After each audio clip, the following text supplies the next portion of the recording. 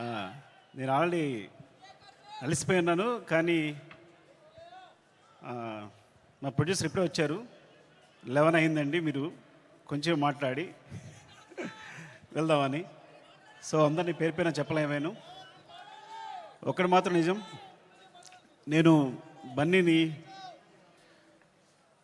ఆర్యతో start నా journey, తను ఎలా ఎదుగుతున్నాడో చూస్తూ వచ్చాను. అంటే వ్యక్తిగా, ఒక ఆర్టిస్ట్గా తన జర్నీ అంతా నేను దగ్గర నుండి చూస్తున్నట్టే. బికాజ్ ఇప్పుడు మాట్లాడుతూనే స్పెషల్గా చెప్పాలంటే ఈ పుష్ప అనేది, ఈ పుష్ప 1 పుష్ప 2 కానీ ఈ సినిమా ఎట్లా వచ్చింది, ఇలా తయారైంది అంటే ఇది కేవలం తన మీద ప్రేమ మాత్రమే. మా ఇద్దరు బాండింగ్ అనేది ఎక్స్చేంజ్ ఆఫ్ ఎనర్జీ. తనతో మాట్లాడుతున్నప్పుడు, తన సీన్ చెప్తున్నప్పుడు నాకు ఇచ్చే ఎనర్జీ. ఎప్పుడైనా ఒక సీను రావాల్సిన పోరాటం చేస్తాడు. మీరందరూ ఒక ఫైట్ కోసమో లేదా సీక్వెన్స్ కోసమో కాదు, ఒక ఎక్స్ప్రెషన్ కోసం ఫైట్ చేస్తాడు తను. ఒక చిన్న ఎక్స్ప్రెషన్, ఒక ఐబాల్ లేపాలనో, ఒక లిప్ మూవ్ చేయాలనో, లేకపోతే వాయిస్లో ఏదో ఒక షివర్ రావాలనో, అంటే ఒక స్టార్ పర్ఫామ్ చేయడానికి పడే తపన అనేది ఒక డైరెక్టర్కి మామూలు ఎనర్జీ రాదు. డార్లింగ్, నువ్వు నమ్మకపో, కేవలం నేను ఈ సినిమా చేయడం నీ గురించి తప్ప ఇంకేం లేదు, నీ మీద ప్రేమ తప్ప ఇంకేం లేదు. ఈ కథ క్రియేట్ అవ్వడం వచ్చు, మాట్లాడడం వచ్చు. ఫ్రాంక్గా చెప్పాలంటే నీతో సినిమా చేస్తున్నప్పుడు నా దగ్గర కథ లేదు. నీకు వచ్చినప్పుడు ఊరికే జస్ట్ ఒక సీన్ 2 సీన్లు చెప్పాను, ఇట్లా ఉండొచ్చు క్యారెక్టర్ అంతే, కానీ నా దగ్గర కథ లేదు ఆ టైంకి. సో నువ్వు నమ్మి నా తర్వాత నువ్వు నాకు ఇచ్చిన ప్రతి క్షణం నాతో మాట్లాడుతూ ఎనర్జీ కానీ, మన ఇద్దరిని కూర్చున్నప్పుడు నేను ఒక సీన్ చెప్పినప్పుడు నువ్వు ఇచ్చే తపన కానీ, సీన్ గురించి పడే తపన కానీ, ఈ వ్యక్తి కోసం ఏదైనా చేసేయచ్చురా. బికాజ్ సినిమానే మా ప్రపంచం.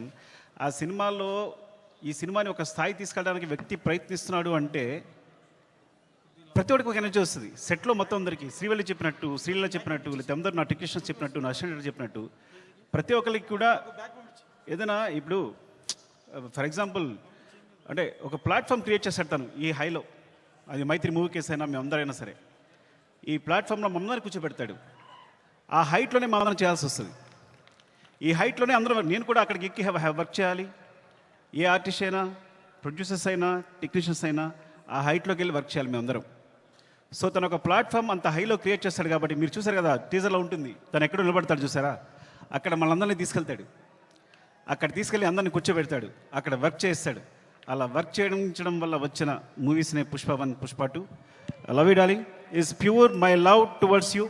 ఇది కథ కాదు, సినిమా కాదు, రాయడం కాదు, ఇది నీ పట్ల ప్రేమ తప్ప ఇంకేమీ లేదు. Love you so much darling, love you. ఇంకాసేపు ఉంటే అండ్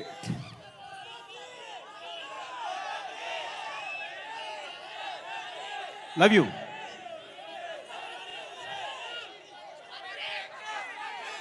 పుష్ప 3 నేను మీ హీరోని అఫ్కోర్స్ ఒక సంవత్సరం షూట్ ఆల్మోస్ట్ 2 years కష్టపెట్టాను. 2 years అంటే 3 years తీసేసుకున్నా.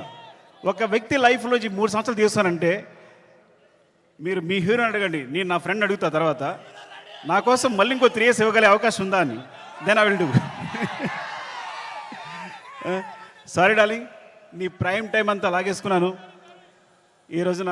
అండ్ అంటే ఇంకా తప్పదు, నేను అందరి గురించి మాట్లాడలేకపోతున్నాను ఇప్పుడు. అండ్ మై ప్రొడ్యూసర్స్, అంటే సినిమా అనేది ఇప్పుడు నేను టెండూల్కర్ ఫ్యాన్ని. టెండూల్కర్ ఫస్ట్ క్లాస్ మ్యాచ్ ఆడుతున్నప్పుడు ఎవరు జనాలు లేరు స్టేడియంలో. అదే T20 1 డే మ్యాచ్ ఆడుతున్నప్పుడు అందరూ ఉన్నారు. సో అలాంటి ప్లాట్ఫామ్ క్రియేట్ చేస్తారు మా producers. 1 day match, T20 match లాంటి ప్లాట్ఫామ్ క్రియేట్ చేస్తారు. సో దాంట్లో మేమందరం మంచి ప్లేయర్స్గా ఆడగలం. So thank you so much. Main Ravi గారు, నవీన్ గారు, అసలు మీ గ్రోత్ అనేది ఎంత బాగుందంటే, ఎంత అందంగా ఉంది అంటే నేను చాలా ఆనందపడుతుంటాను లోపల. Thank you so much sir. ఇంకొకసారి అవకాశం వచ్చిన మాట్లాడతాను, ఏమనుకోవద్దు. అండ్ చెర్రీ గారు, అసలు పుష్ప 1 పుష్ప 2 పార్ట్స్ అవడం కారణం చెర్రీ గారు. ఇది 2 parts చేసిన చెర్రీ గారు. సినిమా అయిన తర్వాత ఇన్ని రోజులు పట్టింది సినిమా, ఒకసారి చూడండి ఎంత లెంగ్త్ ఉంది అంటే 3 hours వచ్చిన లెంగ్త్ అంటే ఇది రిలీజ్ చేసేద్దామని అన్నారు. సో ఆ విధంగా పుష్ప 1 రిలీజ్ చేస్తాం, అందువల్ల పుష్ప 2 చేయాల్సి వచ్చింది. Thank you so much Cherry గారు.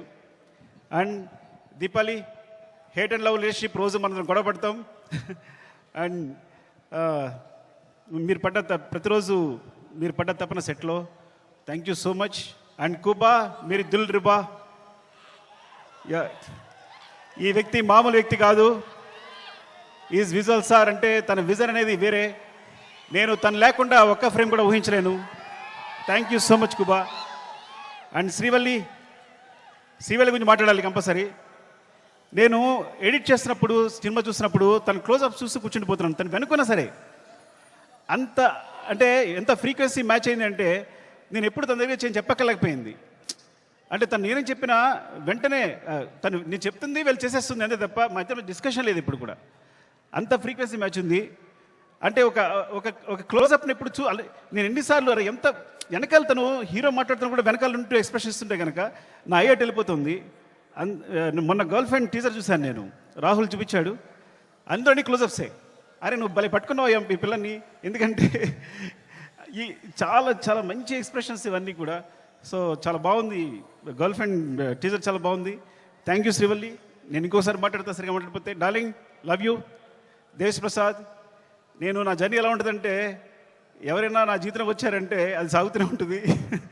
సో అంటే నేను ప్రేమించే వాళ్ళతోనే ప్రేమతోనే వర్క్ చేయగలను. Darling love you so much.